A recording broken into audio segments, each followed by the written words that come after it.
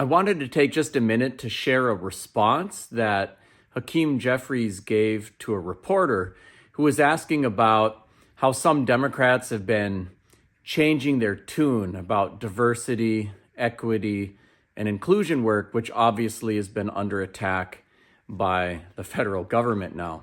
And his response, I thought, was pretty compelling. He said this: diversity, equity, and inclusion are American values.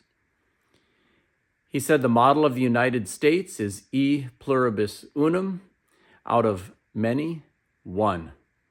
That's diversity. He said the 14th Amendment to the United States Constitution, one of the most important amendments in our country, provides equal protection under the law. That's equity. In this country, we pledge allegiance to the flag of the United States of America, a flag that we just presented to the new president and vice president.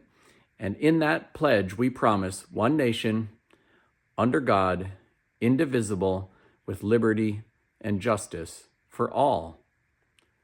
All. That's inclusion. It's not complicated. Diversity, equity, and inclusion are American values. It's about economic opportunity.